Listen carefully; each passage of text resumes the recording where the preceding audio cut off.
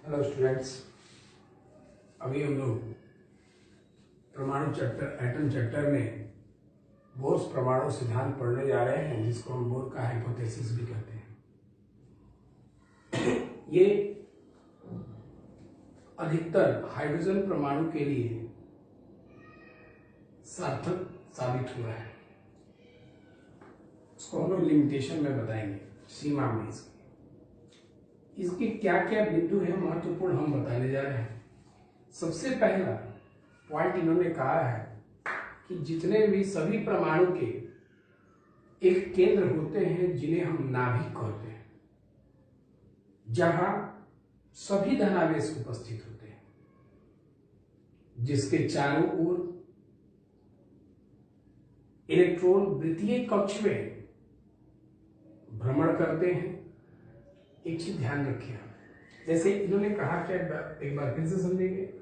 इन्होंने ये कहा कि सभी परमाणु के सभी धनावेश नाभिक में, मतलब परमाणु के केंद्र में उपस्थित हैं।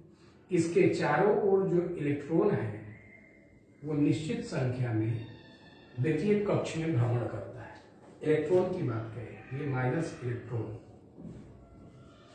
अब एक चीज थोड़ा सा ध्यान देंगे, तो इन्होंने ये कहा, अब ये इलेक्ट्रॉन जब वृत्तीय कक्ष में भ्रमण करता है तो इसके लिए ध्यान से समझिए, वृत्त में अभिकेंद्रीय बल होता है।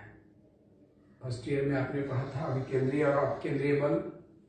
तो अभी हम ये कहें कि अगर वृत्तीय गति ये कर रहा है तो इसके पास एक अभिकेंद्रीय बल होना चाहिए, केंद्र की ओर बल होना चाहिए। खैर, उसकी बात हम लोग करेंगे।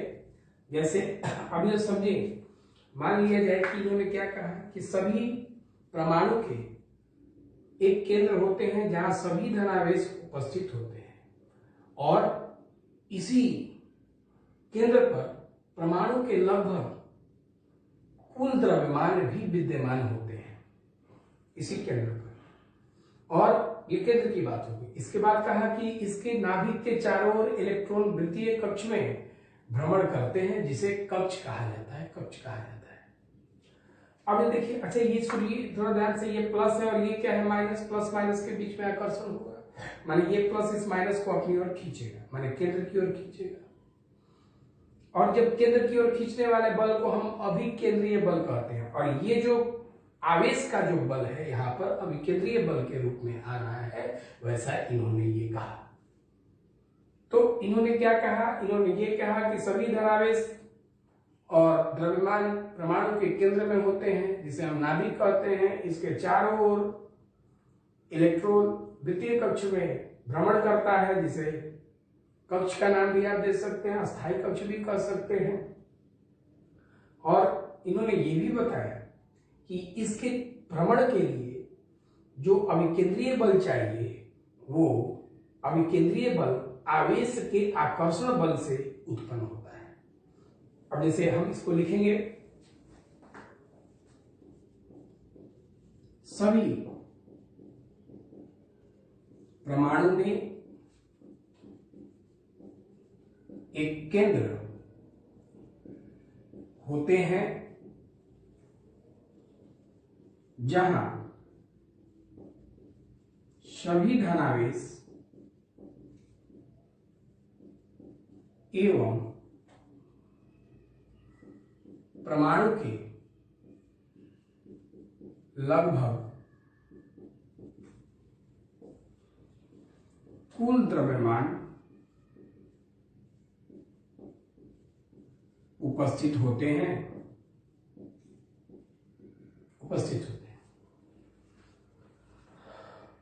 और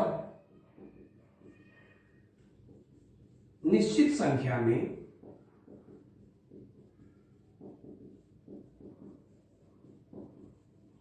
इलेक्ट्रॉन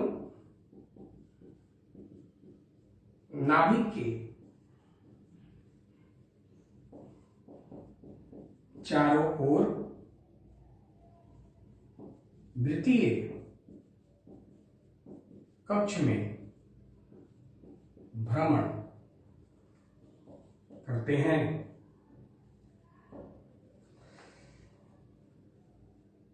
इस इलेक्ट्रॉन को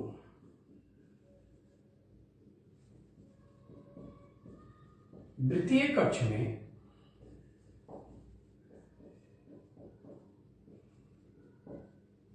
भ्रमण के लिए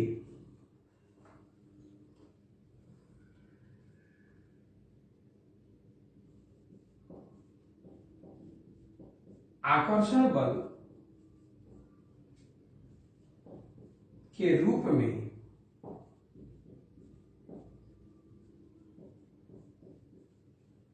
वैद्युत स्थितिकी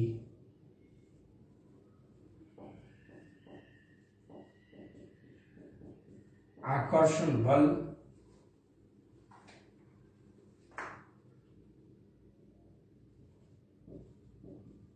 प्रभावी होता है जो नाभिक के द्वारा इलेक्ट्रॉन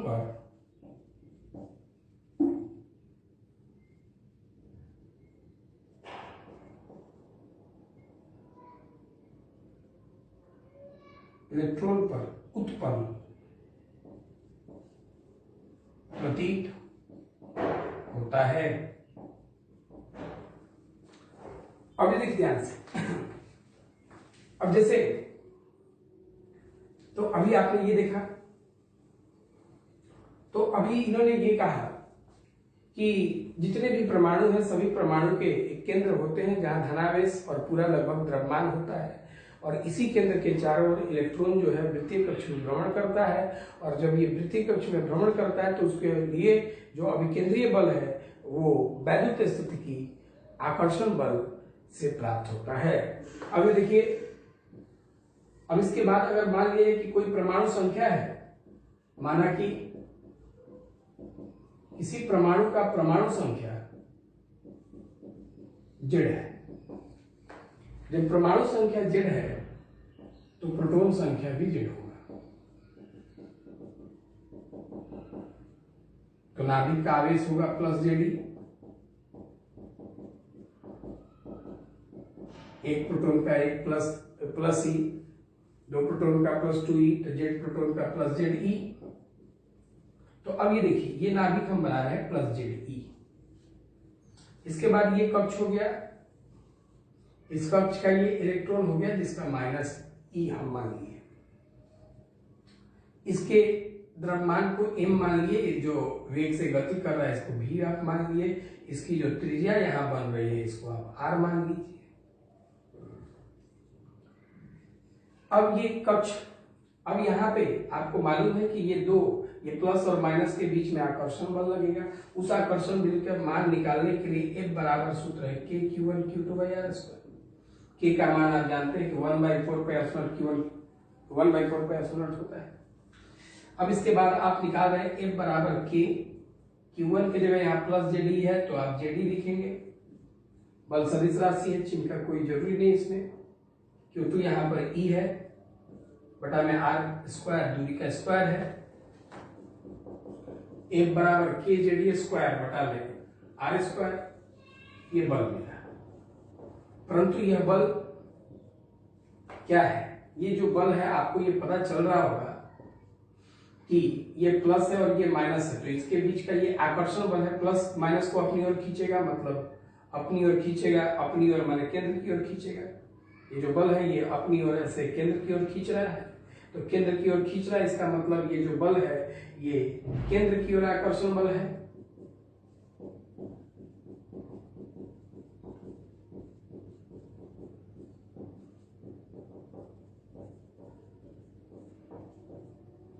केंद्र की ओर जो आकर्षण बल होता है उसे हम अभिकेंद्रीय बल कहते हैं।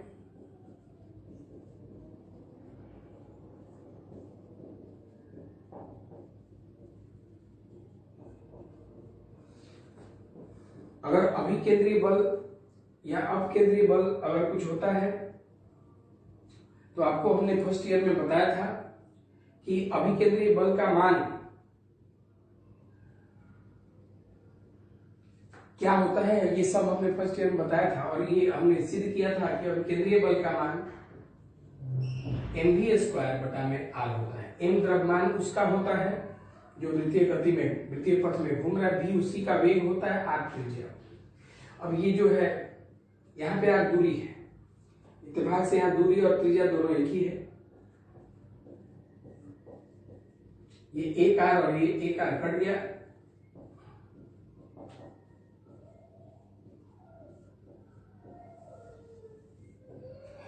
तो ये आपको मिला mv स्क्वायर बराबर kjd स्क्वायर बटा में r। ये पहले बोर्ड के पहले पॉइंट से हाइपोथेसिस से मिला। दूसरा जो बहुत इंपॉर्टेंट है,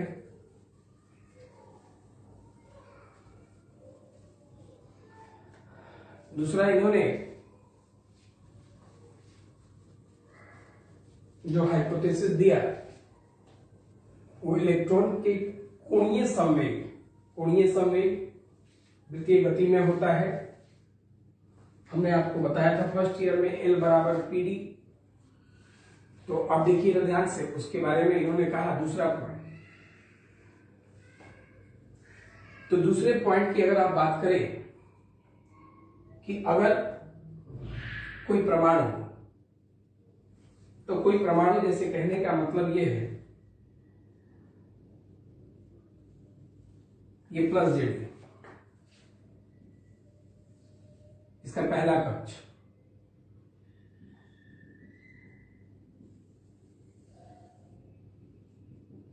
दूसरा कक्ष, तीसरा कक्ष।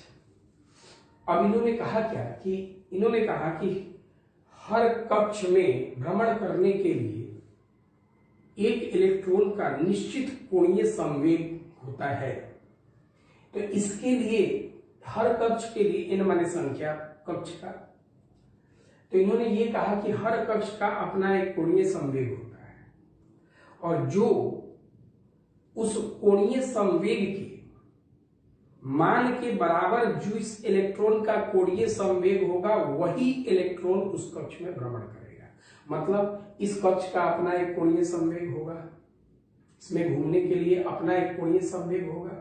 इसका मतलब क्या है कि जिस इलेक्ट्रॉन का कोणीय संवेग इस कक्ष में घूमने वाले इलेक्ट्रॉन के कोणीय संवेग के बराबर होगा वही इलेक्ट्रॉन यहां पर घूमेगा। तो बोर्ड ने ये बताया क्या कि प्रत्येक कक्ष के लिए इन्होंने कहा कि प्रत्येक कक्ष के लिए एक कोणीय संवेग का कक्ष के लिए बताया कि h बटा 2 पाई के संख्यात्मक गुणनफल n माने संख्यात्मक गुणनफल के बराबर है, जहां h का मतलब है प्लांक्स स्थिरांक। प्लांक्स स्थिरांक के बारे में द्वैत प्रकृति में बहुत विधिवत पढ़ना है, तो उस समय बताया जाएगा। और इसका मान होता है 6.626 इंटू 10⁻34 जूल सेकेंड, जिसको आप चाहें तो 6.63 भी लिख सकते हैं, -34 जूल सेकेंड। ये कोणीय संवेग है, कोणीय संवेग है। अब ये कोणीय संवेग की बात करें हम, इसको हम L से स्विच करते हैं, NH बटा में 2 पाई। L कोणीय संवेग को हम L से स्विच करते हैं, NH बाई 2 पाई। ये आपका बोर्ड ने बताया कि अगर पहले कक्ष के लिए बात करें आप तो n की जगह 1 रखेंगे, तो पहले कक्ष के लिए n की जगह 1 रखेंगे तो 1h बाई 2 पाई मतलब h बाई 2 पाई आएगा। तो जिस इलेक्ट्रॉन का कोणीय संवेग h बाई 2 पाई के बराबर होगा वही इलेक्ट्रॉन इस कक्ष में भ्रमण करेगा। अगर आप दूसरे कक्ष की बात करते हैं तो दूसरे कक्ष में n का मान जो है वो 2 रखना होगा, तो ये 2 रखेंगे आप तो 2h बाई 2 पाई होगा। और जिसका ये कहने का मतलब इतना कोणीय संवेग आ जाए, इतना कोणीय संवेग आ जाए, जिस इलेक्ट्रॉन का इतना कोणीय संवेग होगा वो इलेक्ट्रॉन जो है आपका दूसरे कक्ष में भ्रमण करेगा। उसी तरह से इनका कहना ये है कि तीसरा n की बात करें तो ये तीसरे कक्ष की अगर बात n तीसरा 3h बाई 2 पाई, तो ये तीसरे कक्ष है, तो तीसरे कक्ष में जो इलेक्ट्रॉन भ्रमण कर रहा है यहाँ पे उसका इतना होना चाहिए कोणीय संवेग, वो इन्होंने बोर्ड ने कहा। परंतु हम अपने फिजिक्स के अनुसार जानते हैं कि वृत्तीय पथ में घूमने के लिए L बराबर कोणीय संवेग का मान PD होना चाहिए। P रेखीय संवेग होता है, लीनियर मोमेंटम, और आपको मालूम है कि P का फॉर्मूला P बराबर mv होता है, द्रव्यमान गुना वेग। तो आप P का वैल्यू आप यहां पुट कर सकते हैं, तो L बराबर P के जगह mv, और D दूरी। अब इधर सुनिए मेरी बात ध्यान से। तो दूरी कहने का मतलब है कि अगर दूरी की बात करते हैं तो दूरी को आप यहाँ D लिख लीजिए। लेकिन अब एक चीज समझे जाए, जैसे मान लिया है कि कोई परमाणु, तो अब आप इस परमाणु की अगर आप त्रिज्या की बात करते हैं, इस कक्ष की, ये इस कक्ष की बात करते हैं, तो आप इसकी त्रिज्या लेंगे दूरी के जगह पे यार। जब आपको दूसरे पे बात करनी है तो आप इसकी त्रिज्या उपयोग करेंगे, तीसरे की बात करनी है तो आप तीसरे की त्रिज्या उपयोग करेंगे। तो दूरी यहां पर जो बनेगा वो त्रिज्या के रूप में बनेगा। तो इसका मतलब है कि L का जो सूत्र हो गया, L बराबर mv, D के जगह आप त्रिज्या लिखेंगे। इसको आप ऐसे समझ सकते हैं, मान लिया जाए कि कोई परमाणु का ये नाभिक है, इसके चारों ओर जो है ये इलेक्ट्रॉन भ्रमण कर रहा है, चाहे जिस कक्ष की बात करें आप, ये वाले कक्ष की, ये वाले कक्ष की, आप ये ध्यान रखें। तो अब इसकी यहां से दूरी जो लेंगे वो क्या होगी, r होगी। तो यहाँ पे दूरी की जगह आप क्या लिखेंगे, r लिखेंगे, L बराबर mv। इसको आप मान लीजिए समीकरण 2। अब जैसे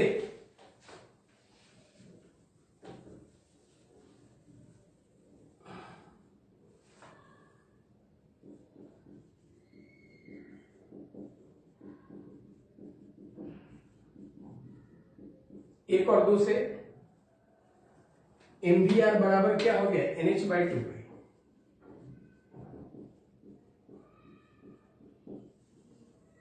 तो ये दूसरा क्या कहता है, तो बोर परमाणु का दूसरा सिद्धांत ये कहता है कि वो कोई इलेक्ट्रॉन उस कक्ष में भ्रमण करेगा जिसका कोणीय संवेग h/2 पाई के उसके संख्यात्मक गुणनफल को संतुष्ट करेगा। इस सिद्धांत के अनुसार ये कोणीय संवेग और उसके संख्यात्मक गुणनफल को संतुष्ट किया h/2 पाई के।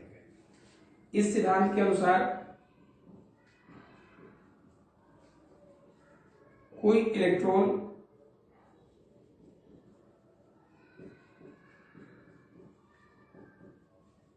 उस अस्थायी कक्ष में भ्रमण करेंगे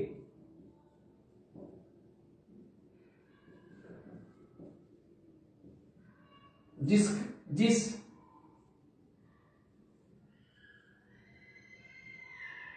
भ्रमण करेंगे जिसका कोणीय संवेग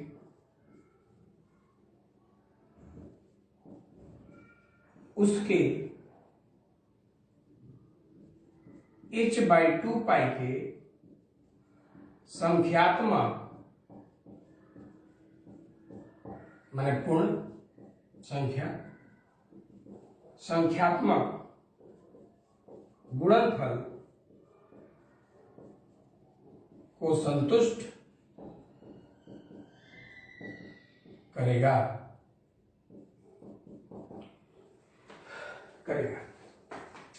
इन यहां पर जो है कक्ष संख्या के रूप में इनका जो मान है 1 2 3 4 ऐसे समझ में ही आया। ये कक्ष संख्या है जिसको हम प्रिंसिपल क्वांटम संख्या भी कहते हैं, मुख्य क्वांटम संख्या। इसको आप केमिस्ट्री में पढ़े होंगे।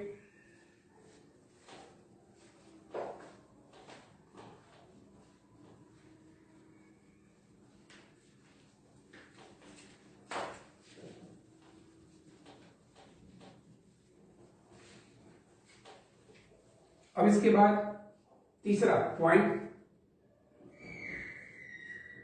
इन्होंने ये कहा, तीसरा पॉइंट क्या कहा कि कोई भी इलेक्ट्रॉन अगर ऊर्जा परिवर्तन करता है तो वो अपने कक्ष को भी परिवर्तित कर लेता है। जैसे मान लीजिए कि ये नाभिक है प्लस Jd,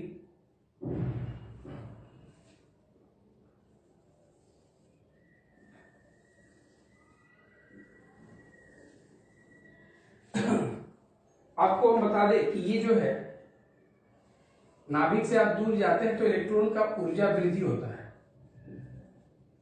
ये इससे इसका इस कक्ष का ऊर्जा अधिक है, इससे इसका ऊर्जा कक्ष का अधिक है।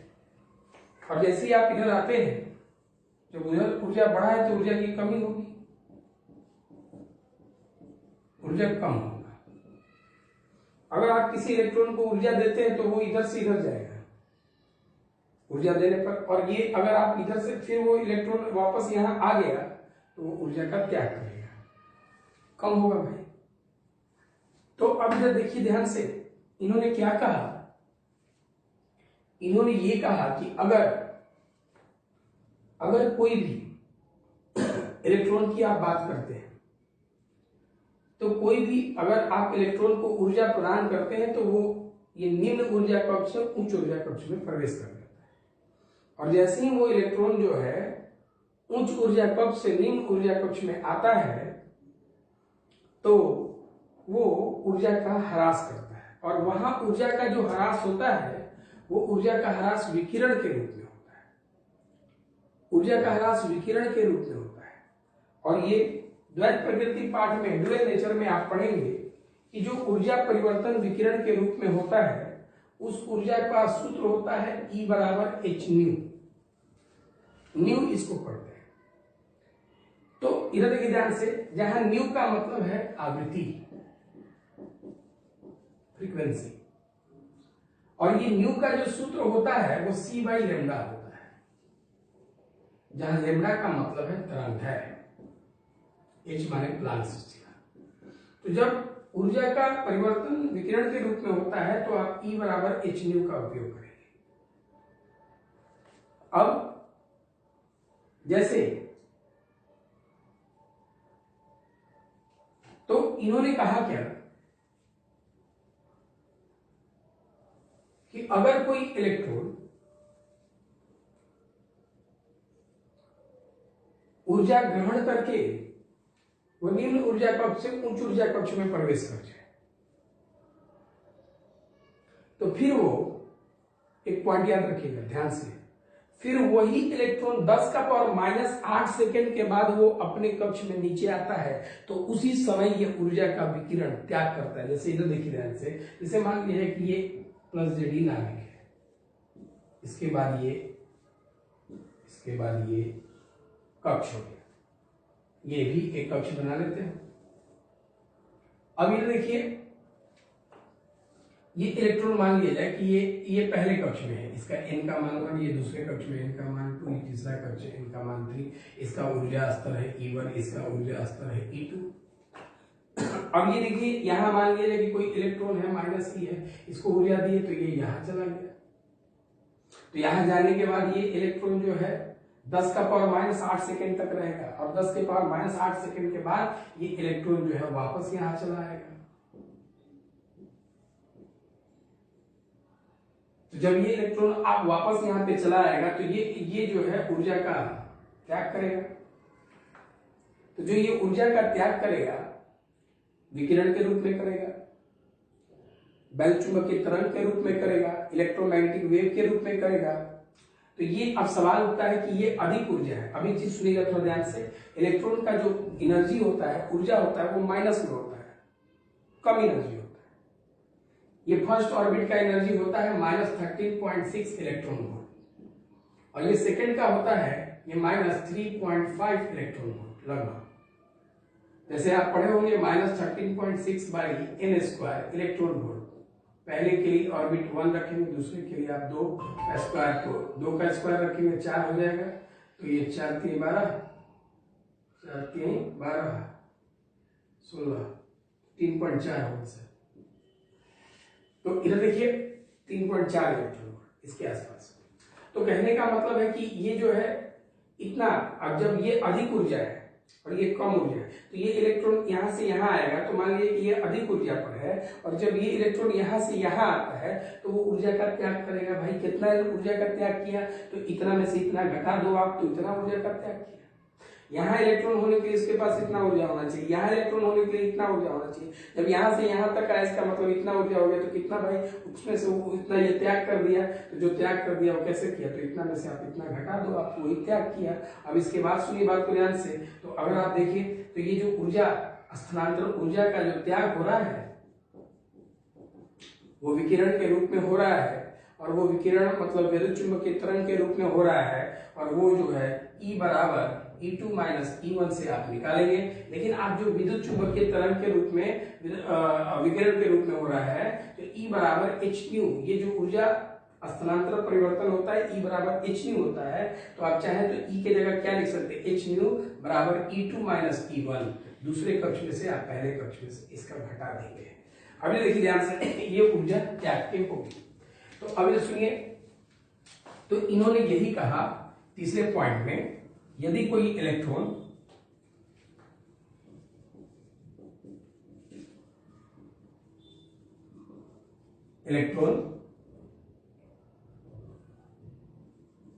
ऊर्जा ग्रहण करता है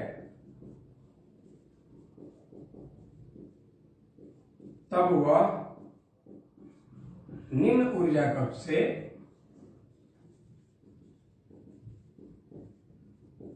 उच्च ऊर्जा कक्ष में प्रवेश कर जाता है,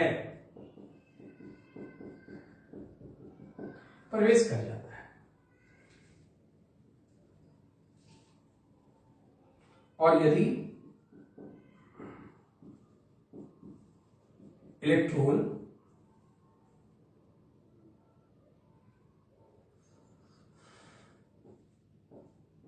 उच्च ऊर्जा कक्ष से निम्न ऊर्जा कक्ष में नीचे आता है, मतलब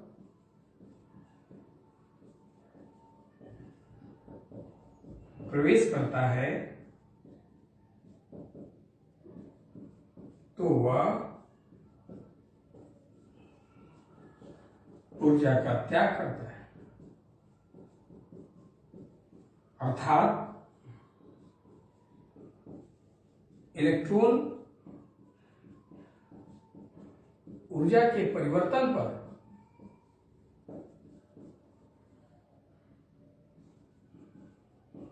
कक्ष परिवर्तित कर देते हैं।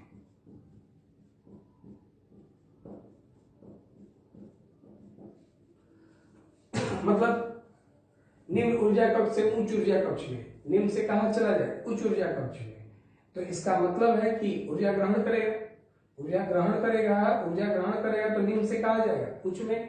जब ऊर्जा, अगर वो इलेक्ट्रॉन उच्च ऊर्जा कक्ष से निम्न में आता है तो ऊर्जा त्याग करेगा। तो ये त्याग और ग्रहण, ये जो यहाँ त्याग हो रहा है वो विकिरण के रूप में हो रहा है, जिसका hν जो होगा वो व्यंजक होगा, ध्यान रखिएगा। अब इसके बाद देखिए,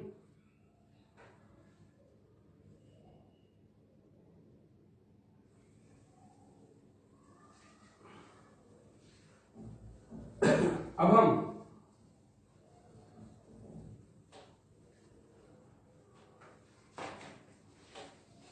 हाइड्रोजन परमाणु में जो इलेक्ट्रॉन है उसका कुल ऊर्जा का व्यंजक प्राप्त करने जा रहे हैं।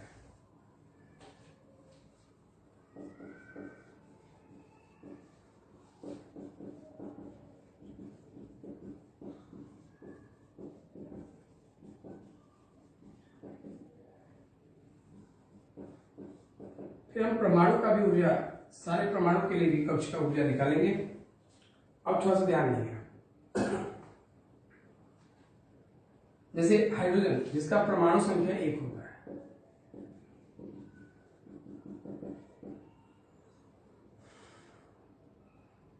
तो प्रोटॉन संख्या भी 1 होगा, तो 1 होगा। इसका मतलब है नाभिक का आवेश होगा +E, नाभिक में आवेश जो होगा एक प्रोटॉन का आवेश +E होगा। अगर आप इलेक्ट्रॉन संख्या की बात करते हैं तो इलेक्ट्रॉन संख्या भी इसके 1 ही है। इसका मतलब है कि एक इलेक्ट्रॉन है तो एक इलेक्ट्रॉन का आवेश जो होगा वो होता है -E। ये कहां होगा भाई, तो ये कक्ष में होगा, तो अब उसको बनाते हैं हम +E, और ये कक्ष की ऊर्जा की बात करें आप, ये -E। ये द्वितीय गति में भ्रमण कर रहा है, द्रव्यमान m, वेग v, इसकी जो त्रिज्या है वो क्या है, r है, इसकी त्रिज्या r है। तो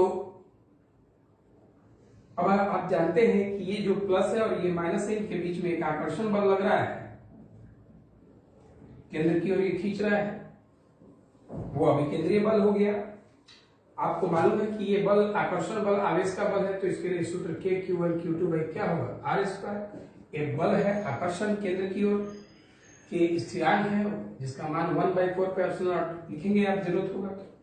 Q1 की जगह प्लस ही है तो साइन नहीं लिखेंगे आप, Q2 की जगह माइनस ही है, साइन नहीं लिखेंगे आप, बटा में इनके बीच की दूरी का स्क्वायर तो R स्क्वायर, तो F बराबर हुआ K स्क्वायर बटा में R स्क्वायर। ये बल है।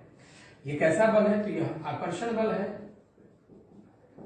यह आकर्षण बल, ये प्लस है, ये माइनस को खींच रहा है अपनी ओर, किधर खींच रहा है, तो आकर्षण बल केंद्र की ओर है, बराबर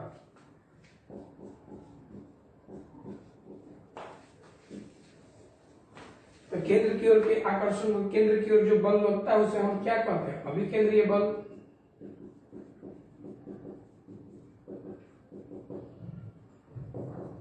के स्क्वायर बटा में R स्क्वायर।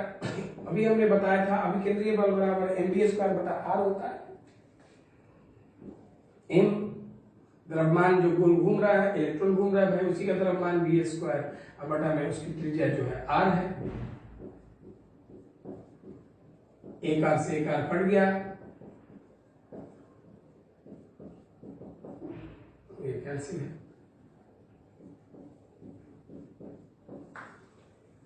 ऐसा करते हैं, दोनों और 1/2 से गुना कर लेते हैं, क्या फायदा है मालूम चलेगा। 1/2 इधर भी, हाफ mv स्क्वायर गतिज ऊर्जा का सूत्र है, काइनेटिक एनर्जी, गतिज ऊर्जा, गतिज ऊर्जा निकल गया। स्थिति ऊर्जा निकालते हैं हम,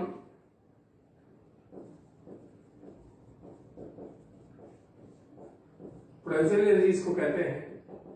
इसका सूत्र है 1/4 pi epsilon not into Q1 Q2 by R, पीछे भी बताए थे। 1/4 पाई एप्सिलॉन नॉट को हम K मान लेते हैं। Q1 पहला आवेश है इसका, प्लस ई ऊर्जा अदिश राशि है, इसे चिन्ह लिखेंगे आप, प्लस ई। Q2 दूसरे का आवेश माइनस ई, चिन्ह लिखेंगे आप, अब बटा में दूरी, plus minus minus K square बटा में R। ये स्थिति ऊर्जा मिल गया। अब इसके बाद आप इसका कुल ऊर्जा निकालेंगे, तो कुल ऊर्जा निकालने के लिए गतिज ऊर्जा और स्थिति ऊर्जा जोड़ देंगे,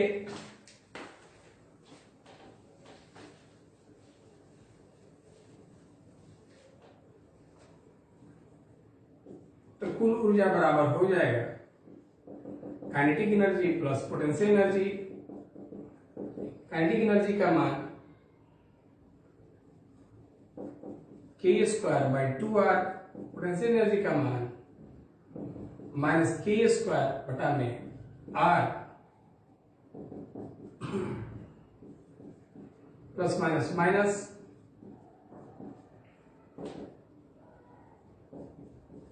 K स्क्वायर बटा R कॉमन ले लीजिए आप, 1/2 माइनस 1। कुल ऊर्जा टोटल एनर्जी निकाल रहे हैं हम लोग, आधा में से 1 घटेगा तो आधा बचेगा, लेकिन माइनस बड़ा है, माइनस गुना कर लीजिए 1/2 K स्क्वायर बटा में R,